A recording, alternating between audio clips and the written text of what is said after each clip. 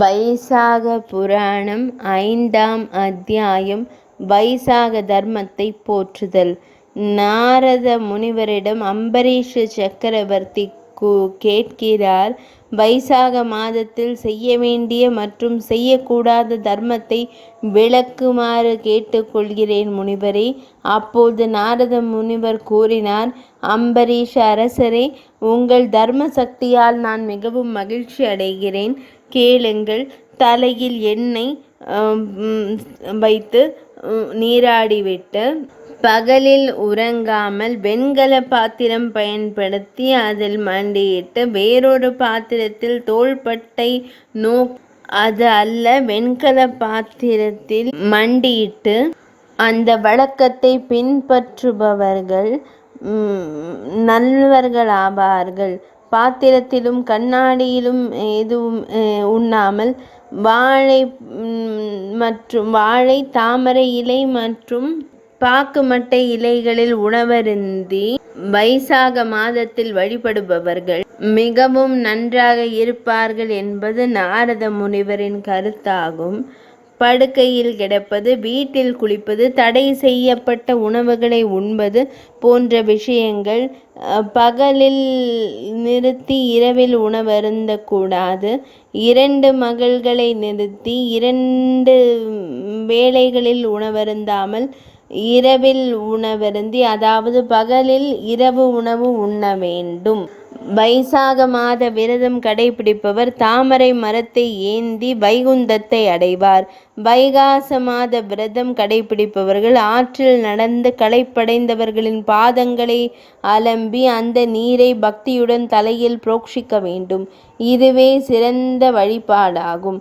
மார்கழியில் சிறந்த பிராமணனை கவனித்து சிறந்த ஆசனத்தில் அமர்ந்து ஸ்ரீ மகாவிஷ்ணுவாக கருதி அவர்களின் பாதங்களை நீரால் அலம்பி அந்த புனித நீரை தலையில் தெளித்து கொண்டால் அவனுடைய பாவங்கள் அனைத்தும் பஞ்சு போல் அனைத்தும் நீங்கிவிடும். அனைத்தும் விஷ்ணுமூர்த்தியால் நீக்கப்படும். அந்த நீரை தலையில் ஊற்றிய கங்கை யாத்ரீகர்கள் அனைத்திலும் நீராடிய நல்ல பலனை தரச் செய்யும். விஷ்ணுமூர்த்தியின் வைகாச மாசத்தன்று நதியில் நீராடாமல், தாமரை இலைகளில் உண்ணாமல், விஷ்ணுமூர்த்தியை வழிபடாமல் காலம் கடத்திய உயிரினம் கழுதை வயிற்றில் வீணாக பிறக்கும். ஆரோக்கியமாக வலிமையான உடலுடன் உடல் ஆரோக்கியத்துடன் வைசாக மாதத்தில் இல்லத்தில் ஸ்நானம் செய்தால் நீங்கள் தாழ்ந்த வாழ்வில் பிறப்பீர்கள். வைசாக மாதத்தில் நதி, நீர், குளம் இவற்றில் நீராடுவதை புறக்கணிக்காதவன் நூற்றுக்கணக்கான பிறவியில் இருக்கிறான். வைசாக மாதத்தை நீராடாமல் கழிப்பவன் பிசாசாக பிறக்கிறான். வைசாக மாத விரதத்தை அனுஷ்டிக்கும் போது அவனால் தன் தோஷத்தை போக்க முடியாது. வைசாக மாதத்தில் பேராசை கொண்டு நீரையும் அன்னத்தையும் தானம் செய்யாதவன் பாவ வலையை தொலைப்பானா? இழக்க முடியாத உணர்வு இது. ஸ்ரீ மகாவிஷ்ணுவை தியானித்து நதியில் ஸ்நானம் செய்பவர்கள் கடந்த 3 ஜென்மங்களில் செய்த பாவங்களை இழப்பார்கள். பழங்காலத்தில் கடலில் நீராடினால் பிறவிகளில் செய்த பாவங்கள் நீங்காது. ஜானவி எனப்படும் கங்கை நதி விருத்த கங்கா, காளிந்தி, சரஸ்வதி, காவேரி, நர்மதை, கிருஷ்ணவேணி, கங்கை என 7 வழிகளில் பாய்ந்து 7 முறை பிரசித்தி பெற்றது. அந்த சப்த கங்கலத்தில் வைசாகத்தில் காலை ஸ்நானம் செய்தால் கோடிக்கணக்கான ஆயுட்காலம் செய்த பாவங்கள் தொலைகின்றன. வைசாக மாத முற்பகுதியில் தேவர்கள் கட்டிய சமுத்திரத்தில் நீராடினால் பாவங்கள் அனைத்தும் நீங்கி புண்ணியத்தை அடைவார்கள். கோபதாப மண்டத்தின்படி திறந்த நீரில் ஆழமில்லாவிட்டாலும் வெளியில் நீர் குறைவாக இருந்தாலும் கங்கையின் அனைத்து புனித இடங்களும் வாழ்கின்றன. இந்த விஷயத்தை கவனித்து பக்தியுடனும் பயத்துடனும் நீராடி மகிழுங்கள். மதுபானங்களில் சிறந்த பால், பாலை விட தயிர் சிறந்தது, தயிரை விட நெய் சிறந்தது. மாதங்களில் கார்த்திகை மாதம் சிறந்தது, கார்த்திகையை விட மாசி மாதம் சிறந்தது, மாசி மாதத்தை விட வைசாக மாதம் சிறந்தது. இந்த வைசாகமன்று செய்யும் சுபயோகம் வட்டமான மரம் போல் மேலும் மேலும் வளர்ந்து கொண்டிருக்கும். இந்த புண்ணிய மாதத்தில் பணக்காரராக இருந்தாலும் சரி, ஏழையாக இருந்தாலும் சரி, யதாசக்தி விரதம் அனுஷ்டித்து கரும்பு, வேர், பழங்கள், பாகற்காய், கருவேப்பிலை, உப்பு, வெல்லம், எள், இலை, தண்ணீர், மோர் போன்றவற்றை பிராமணருக்கு தானமாக அளித்தால் புண்ணியங்கள் கிடைக்கும். பிரம்மம் தேவர் போன்றவர்களை இம்மாதத்தில் விரதமும் தானியங்களும் இல்லாத இடங்களுக்கு தள்ளினாலும் பலன் இல்லை. தானம் செய்யாதவன் ஏழை. ஏழைகளின் பாவங்களுக்காக நான் வெட்கப்பட மாட்டேன். அதனால்தான் நரகம் என்னுடையது. மொத்தத்தில் யாரும் தானம் செய்ய வேண்டிய அவசியமில்லை. ஆனால் புத்திசாலிகள் மகிழ்ச்சியை தேடி தானம் செய்ய வேண்டும். வீட்டில் எத்தனை அலங்காரங்கள் இருந்தாலும் மேற்கூரை இல்லாத வீடு பயனற்றது போல் வைசாக மாத விரதம் இல்லாதவன் எத்தனை மாதாந்திர விரதங்கள் செய்தாலும் அவனுடைய வாழ்க்கை வீணாகும்.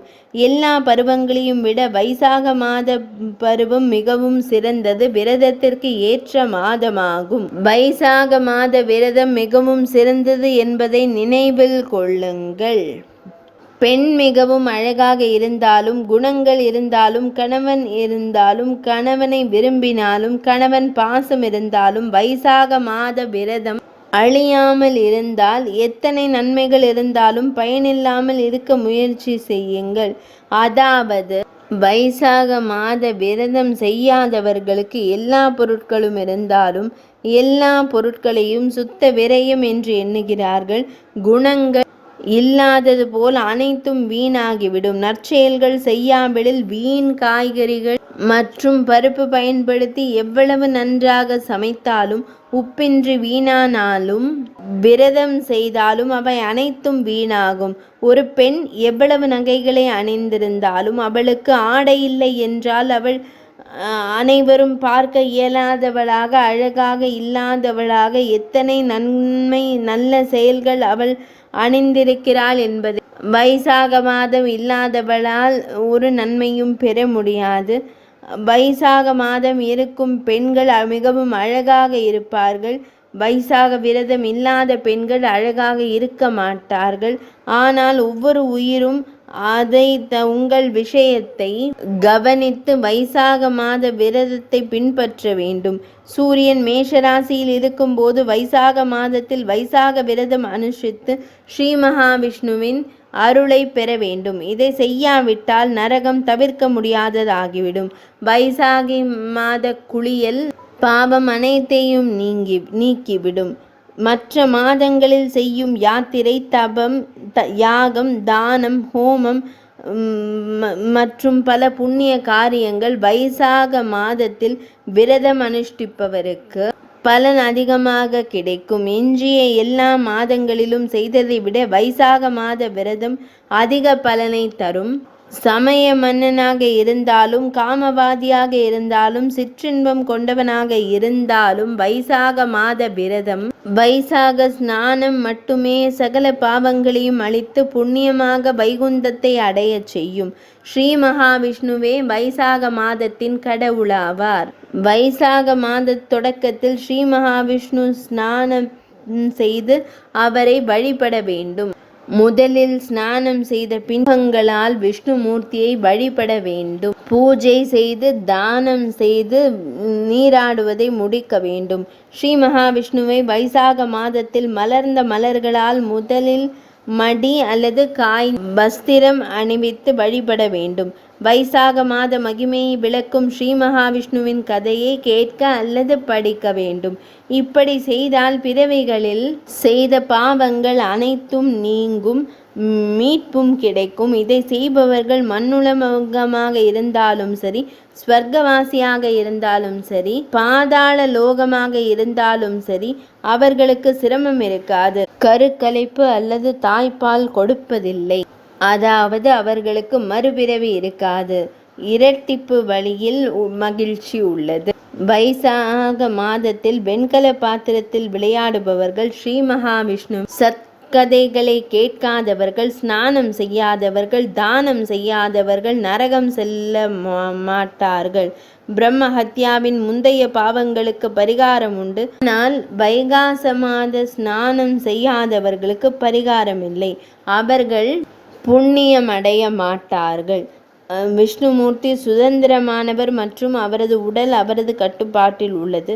அவரது கைக்கு எட்டியதிலிருந்து தண்ணீர் குளிக்கிறது. குளிக்கும் நாக்கு அவரது கட்டுப்பாட்டில் இருந்து ஹரிஹி என்று ஒரு சராசரி மனிதன் உயிருடன் இருந்தாலும் இறந்த உடலை போன்றவனாகவே அவன் கருதப்படுவான். அதாவது உயிரிருக்கும் போதும் பார்க்கும் குணாதிசயங்கள் இல்லாத செத்த உடல் போன்று காணப்படுவான். வைசாக மாத காலத்தில் ஸ்ரீஹரியை எந்த விதத்திலும் சேவிக்காதவன் பன்றியாக பிறந்து அவதிப்படுவான். புண்ணிய மாதமான வைகாசி மாதத்தில் முற்காலத்திலேயே நீராடி துளசி தளங்களுடன் நாராயணரை வழிபட்டு நடனமாடி விஷ்ணுமூர்த்தியின் கதாசிரவணத்தை கேட்டவர்கள் அடுத்த பிறவியில் மகாராஜரை போல் பிறவி எடுப்பார்கள். ஸ்ரீ மகாவிஷ்ணு அவர்களின் மக்கள் அனைவருடனும் அருகில் இல்லை. ஸ்ரீ மகாவிஷ்ணு நல்லவராக எண்ணி அமைதியான மனதுடன் அவரை வழிபட வேண்டும். ஆனந்தமாகவே விஷ்ணுமூர்த்தியை வணங்கி மகிழ வேண்டும். வைசாக புராணத்தின் 5ஆம் அத்தியாயம் நிறைவடைந்தது.